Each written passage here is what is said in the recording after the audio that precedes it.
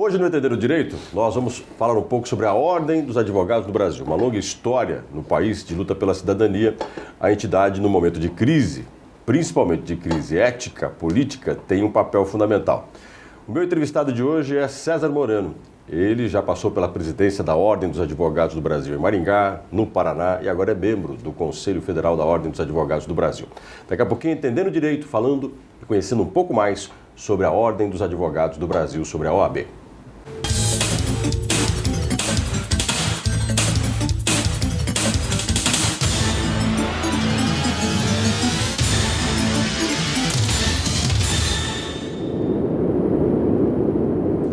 O Entender o Direito de hoje tem a honra de conversar com César Moreno, que é membro do Conselho Federal da Ordem dos Advogados do Brasil. O César tem uma trajetória longa, uma história na Ordem dos Advogados, desde a presidência da OAB em Maringá, no Paraná, e agora é um dos conselheiros da Ordem. César, bem-vindo ao Entendendo o Direito. Obrigado, Gilson. Cumprimentando também, estendo aos seus telespectadores. Parabenizo aí pela sua trajetória também em Maringá, fazendo aqui diferença. Como repórter, como âncora e como professor, a gente ouve falar tão bem de você. Vamos falar de diferença, falando de uma diferença que a OAB fez em vários aspectos, né? Várias vezes conversamos sobre vários temas. Já falamos de superlotação em presídios, já falamos de questões éticas. Ultimamente tem uma questão, eu quero começar a minha conversa com o César, sobre o exame da Ordem. Foi criado pela Ordem dos Advogados para tentar exigir qualidade na multiplicação de cursos de ensino superior de direito.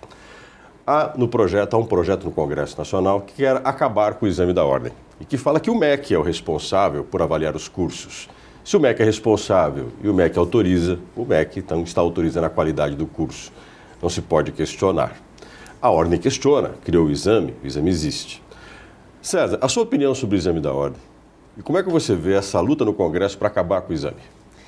Bem, é muito importante nós entendermos que a Ordem quer fazer aquele filtro e oferecer à sociedade o advogado que tenha um mínimo de aptidão para o exercício profissional. Para ser juiz é preciso fazer um concurso, para ser promotor, para ser delegado de polícia, há uma verificação da aptidão. E a Ordem exerce esse papel de acordo com a lei federal que lhe autoriza a aplicação do exame. Não para fazer reserva de mercado, Gilson, mas para oferecer segurança jurídica ao cidadão que procura um advogado para defender seus direitos. Esse advogado é tão importante na sociedade como o próprio cidadão, porque ele ajuda na melhoria da democracia no país, no Estado Democrático de Direito, no exercício da defesa do cidadão, nosso cliente, no exercício da defesa do próprio Estado. Então, é o mínimo que nós podemos oferecer através do exame da Ordem, um advogado apto. César, agora o MEC, quando começar. você fala do Ministério da Educação, alguns dizem assim, mas o MEC tem seus mecanismos de avaliação de cursos. Tem, por exemplo, o ENAD, existe por parte do MEC uma fiscalização constante dos cursos, tem vários cursos que são fechados, cursos de direito que acabam sofrendo por não tirarem notas muito boas. A Ordem estaria passando por cima do MEC, como alguns falam, ou vocês questionam essa capacidade do MEC de avaliar? Não.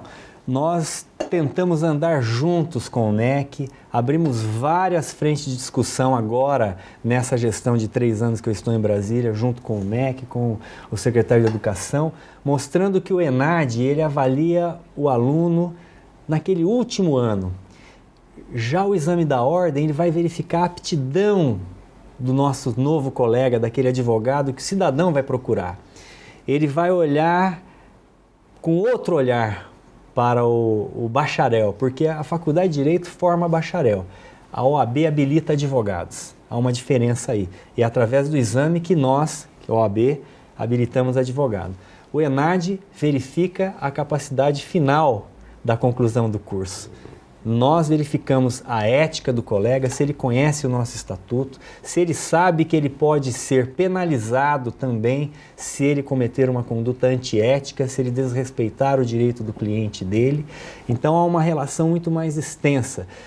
E Gilson, talvez o cidadão não saiba que é só 50% que o novo advogado tem que atingir nas provas. De 100 questões, ele precisa acertar 50%.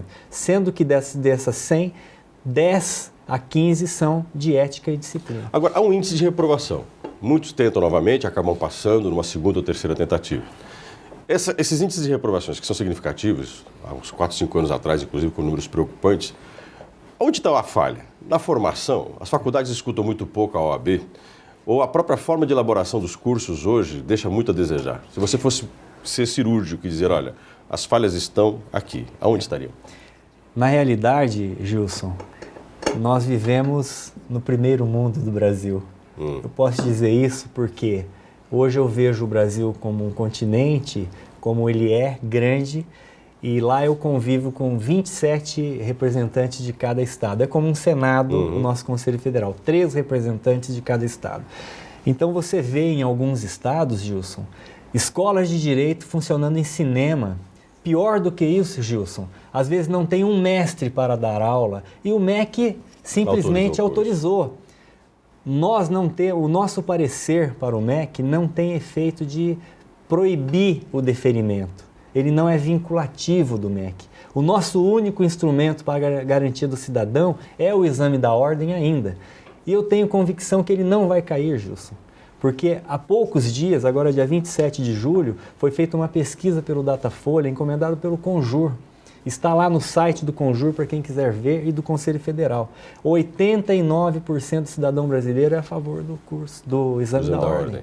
Por quê? Porque é a melhor verificação de aptidão profissional que nós temos. Quiçá nós pudéssemos ter um congresso preocupado em melhorar ainda mais o nível, oferecendo bons médicos no mercado, odontólogos, todas as áreas. Então você acredita que esse exame deveria hoje ser seguido por outras formações? Acredito sim, porque muitos podem se formar em direito, ser um bacharel e seguir outra carreira, Gilson. Porque você vai conhecer as leis, o sistema jurídico, a república, a nossa história, mas você pode ser um professor de filosofia depois, de história, você pode ser um bom médico. Eu tenho muitos amigos que são médicos e fizeram direito porque queriam entender o sistema legal até da profissão dele. Então eu penso que nós temos que avançar e não retroagir. É claro que nós vemos, com todo respeito aos nossos congressistas, que há uma vontade de quebrar esse paradigma do exame da ordem, mas para pior.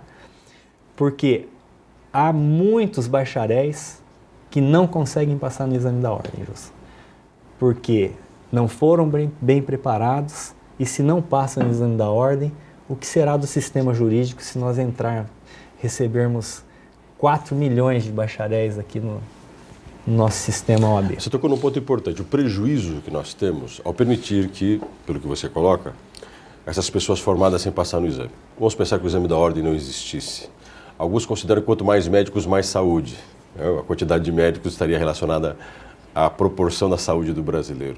Essa lógica vale para os advogados ou quanto mais advogados, nem todos preparados, os riscos da injustiça são maiores? Sem dúvida nenhuma, os riscos aumentam vertiginosamente. Historicamente, o exame da ordem veio sendo construído porque os próprios magistrados levavam até a ordem.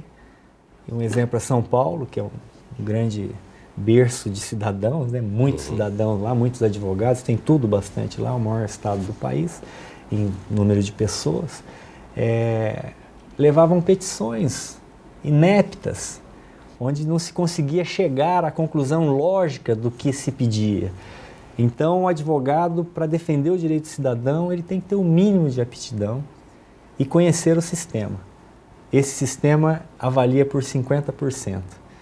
E eu digo para você hoje que nós vivemos aqui no Paraná, e notadamente Maringá, terceiro município do estado, e aqui nós aprovamos bem.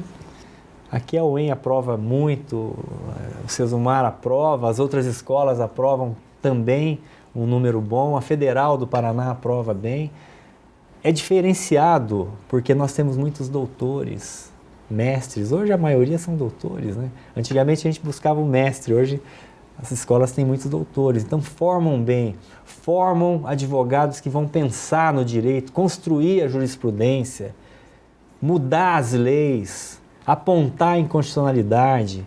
Então nós precisamos ter sempre melhores profissionais para que nós tenhamos um desenvolvimento melhor no nosso país também. César, a gente fala muito sobre o Poder Judiciário, que hoje, inclusive, está exaltado no país como um dos poderes, ou poder que poderia fazer a justiça que o país tanto quer. Muitas vezes se aponta isso. Existe o advogado, que é aquele que trabalha com o cidadão no dia a dia. E existe um cidadão, que quase sempre é pintado como uma vítima diante desse contexto de tantas, entre aspas, ações que acabam criando prejuízos para o cidadão. A Ordem sempre foi muito preocupada com a cidadania, sempre foi muito preocupada com o cidadão, com a capacidade do cidadão poder administrar sua própria vida e poder fazer valer os seus direitos. E essa é uma pergunta que eu quero fazer para o nosso próximo bloco. Quero até deixar ela aqui, no final do segundo, para a gente começar no próximo bloco falando disso. A sociedade carece de um cidadão melhor? Por mais que você falou agora há pouco do exame da ordem, de formar melhor os advogados, nós temos também a necessidade de formar um cidadão melhor. E como é que a OAB pode fazer para isso? Essa é a pergunta para o César, no nosso próximo bloco. Daqui a pouco a gente volta.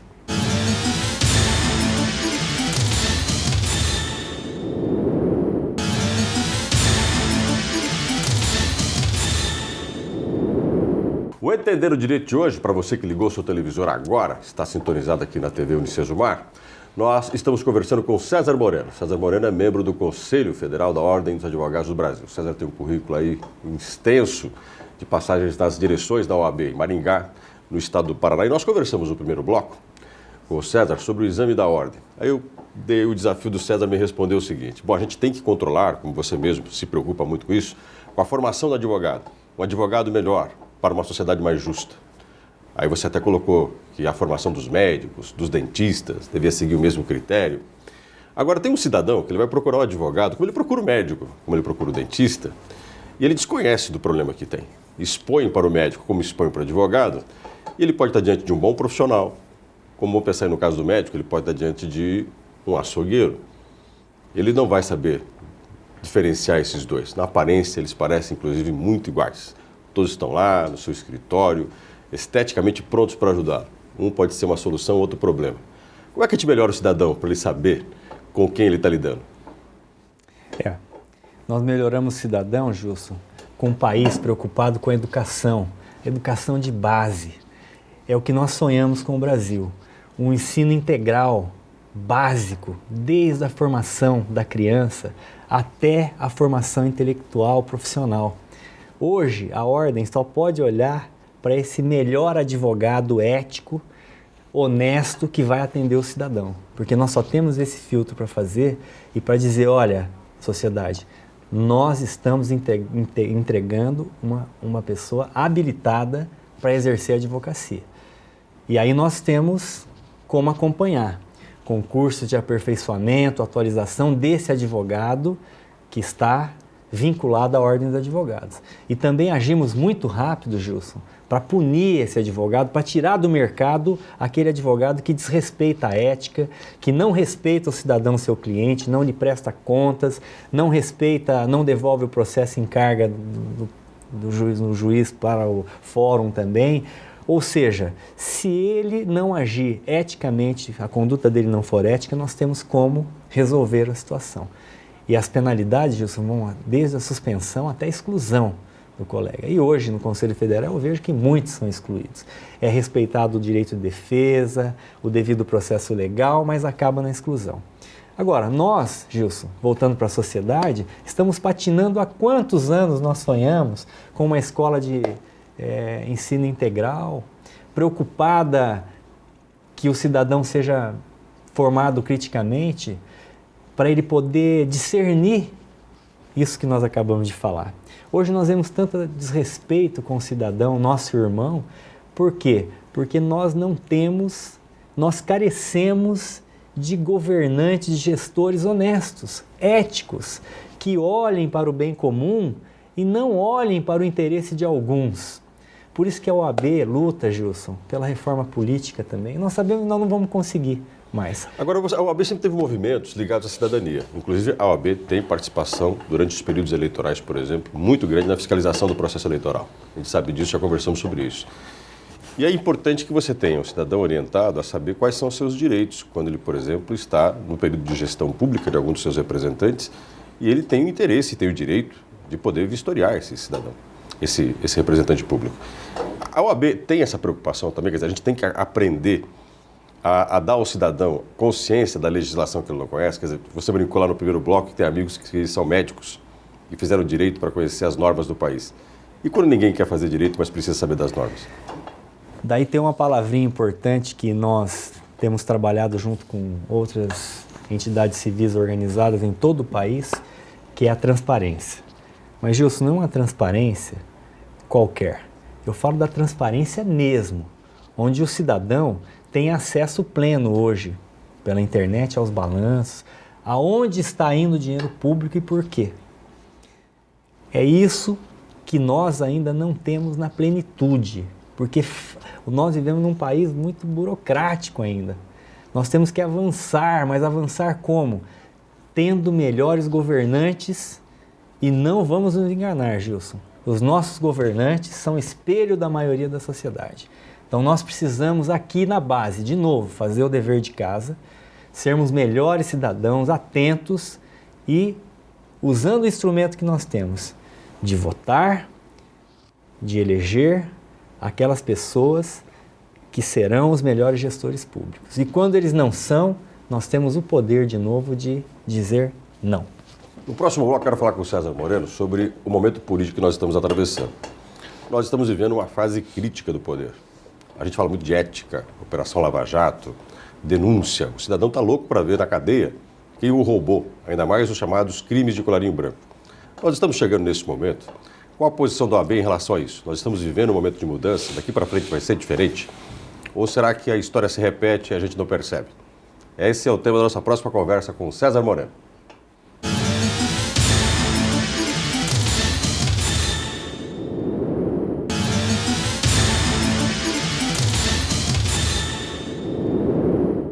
O Entendendo Direito conversa hoje com César Moreno. Para você que ligou o seu televisor agora, César Moreno é membro do Conselho Federal da Ordem dos Advogados do Brasil. O César tem uma história muito grande na direção da OAB em Maringá, no estado, e nós estamos conversando com o César sobre a OAB. Nosso último bloco, desafiando o César Moreno um pouco sobre a questão da OAB e a vida pública brasileira, o país vive um momento de tensão, crítico economicamente, uma crise econômica, uma crise política, uma crise ética. Se fala, por exemplo, em processo de impeachment contra a presidente.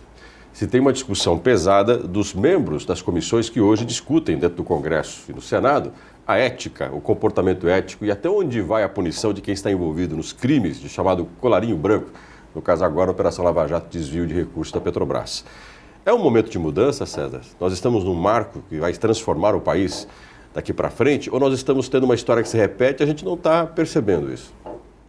Olha, Gilson, o que é interessante nós fazermos a leitura nesse momento é que o cidadão agora está acreditando que não há impunidade. E nós estamos vendo grandes figuras, péssimas figuras políticas, encarcerados no nosso país. A corrupção não ocorre só no Brasil, ela é um mal generalizado, está no coração do ser humano. Infelizmente, um corrompe, o outro é corrompido, e é sempre por interesse de grupos, interesses menores. As pessoas que estão na gestão pública têm que ter uma visão de bem comum, muito mais amplo do que olhar para si ou para o grupo que o colocou lá. Mas esse sistema é podre no Brasil. Por isso é que a Ordem dos Advogados do Brasil caminha a passos lentos ainda, porque o Congresso não quer. Hoje nós não temos na Presidência da República possibilidade nenhuma, nesse momento, de uma reforma política ampla e necessária, que acabe com o fim das coligações partidárias, que ao contrário do que muitos dizem, que fortaleça o partido político, que nós conhecemos o programa do partido político e que esse programa seja, de fato, implementado nas gestões e gestões a gestões. Porque quando nós falamos de educação, Gilson, nós não vamos mudar o Brasil em 4 anos, mas em 20 nós vamos mudar, porque daí nós vamos ter um cidadão que começou na escola com 1 ano, com 2, com 3 e saiu aos 20 bem formado, como nós vemos no mundo inteiro. Cidadãos com um senso crítico bom, que sabem respeitar o direito do próximo, que sabem que o seu direito termina onde começa o do outro, que respeita o bem público e que conhece a República e que respeita tanto os poderes judiciário, executivo e legislativo, mas esse respeito tem que ser comum. E hoje nós estamos vendo a derrocada no Brasil. Mas dizem que é na crise que nós crescemos. Então eu acredito que se nós fizermos uma reforma política, o fim do financiamento por empresas na campanha. No Brasil não dá certo. Eu não quero saber se nos Estados Unidos deu. Aqui não dá. Então nós vamos parar aqui e aí nós vamos escolher o melhor candidato. Mas não só o candidato. Porque senão nós vamos eternizar famílias no poder. César, você coloca uma coisa importante. Existe um hábito, uma cultura brasileira, que se colocar a comparação com os Estados Unidos, nós somos diferentes dos Estados Unidos. De repente o modelo que deu certo lá não deu certo aqui. Nós temos uma história no país em que a corrupção parece que ela é meio que um óleo na engrenagem do país. E você fala do respeito à ética do cidadão. Quem muda primeiro? O cidadão está na expectativa de que essas operações, como a Operação Lava Jato, venha a ser um processo de mudança que vem através da punição dos culpados. Mas aí você colocou lá no segundo bloco que o cidadão também tem que tomar conta da sua vida e aprender que ele tem que cobrar mudança. Como é que a gente faz esse casamento? Porque a gente pode fazer uma punição agora e ter um cidadão que já está habituado com a corrupção e continue. Como é que a gente faz o cidadão ficar melhor, não perdendo essa oportunidade que a gente está vivendo? Quem muda primeiro é o cidadão, Gilson. Quem muda primeiro somos nós, muda o Brasil. Então mudemos todos nós. Vamos mudar esse caminho que nós estamos vivendo. Vamos ser mais brasileiros e amar mais o nosso país. Nós podemos olhar muito o que aconteceu, a experiência da Europa, a experiência americana, mas nós temos que criar um Brasil novo aqui. Conhecendo nós mesmos. Conhecendo a nossa realidade. Não adianta querermos trazer um novo código processual para o Brasil com uma visão europeia, com uma visão americana, com uma visão do Common Law, que da União de Londres, e nós estamos vivendo no Brasil. Vamos pensar em leis práticas, em funcionalidade para o Brasil, num modelo de educação permanente para o Brasil. E não vamos ficar querendo copiar modelos para cá. É chegado esse momento, e eu creio que nós vamos conseguir fazer isso educando o nosso jovem. Talvez... Você acredita que a educação seja aí na prática a resposta para tudo isso? Você falou lá no começo da nossa conversa de que o Brasil tem aquela coisa de cada governo muda tudo, em 4 anos vamos mudar o país. Tem certas políticas que a gente chama que deveriam ser políticas de Estado e não políticas de governo. Ou seja, o país deveria ter algumas medidas que sejam permanentes, entre elas a educação. Como é que se resolve a educação, no caso da OAB, voltando à questão da nossa primeira conversa? Como é que, por exemplo, vou dar um exemplo, as faculdades de Direito, como é que a gente intervém nessas faculdades para que elas não tenham aula no cinema? O MEC tem que enxergar. Hoje, talvez o MEC está enxergando, mas nós somos o país que mais tem escolas de Direito. Nós passamos de 1.000 escolas de Direito, 800 mil advogados, um dos maiores colégios do mundo. Dizem que o Brasil tem mais advogado do que o mundo todo junto, é verdade isso? Eu não tenho esse número exato, então é ruim a gente trazer uma informação que não é exata, mas nós temos um dos maiores colégios do mundo de advogados. E isso não é ruim, nós só temos que continuar oferecendo os melhores. Diz o deputado relator daqueles projetos de lei que a OAB ganharia muito com isso, mas a OAB não quer dinheiro, a OAB tem responsabilidade com o cidadão. Se nós quiséssemos agregar 4 milhões de bacharéis, nós poderíamos fazê-lo, concordando com isso aí. Mas nós, com esses projetos que estão aí, que são populistas, atendem uma faixa de pessoas. Quantidade não é qualidade. Nós queremos profissionais habilitados. Nós queremos que o cidadão acredite no Brasil. Nós estamos vivendo uma crise, mas vai passar. Você pode sorrir, que lá na frente nós vamos acertar os rumos das coisas ainda. Porque nós temos compromisso com o Brasil. Eu, você, Gilson, os alunos que você está formando, é assim que nós estamos falando para o nosso jovem advogado, que o Brasil vale a pena, mas que nós temos que participar mais.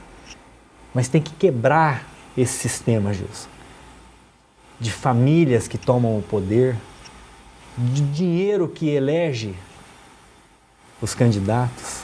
Ou seja, a gente tem que criar um modelo que seja brasileiro, mas que seja ético. Um modelo que o Brasil sonha. Pessoas honestas, gerindo o nosso país. César, muito obrigado por sua presença aqui no Entendendo Direito. Eu que agradeço, Gilson, uma vez mais, sua gentileza. Nesses 9 anos, eu aprendi muito com você. Fazem 9 anos que você me entrevistou pela primeira vez. Talvez você esqueceu, mas eu me lembro quando eu fui eleito presidente da Ordem dos Advogados do Brasil, subseção de Maringá.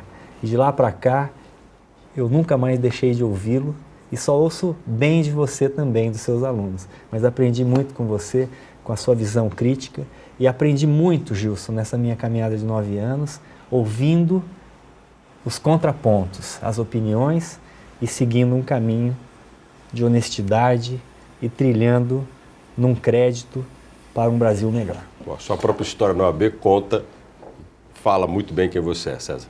Muito obrigado pela sua presença. Conversei com César Moreno, que é membro hoje do Conselho Federal da Ordem dos Advogados do Brasil. Falamos um pouco sobre corrupção, o exame da ordem e falamos também das mudanças possíveis no país. Para César Moreno, a educação ainda continua sendo a principal resposta. Até o nosso próximo programa.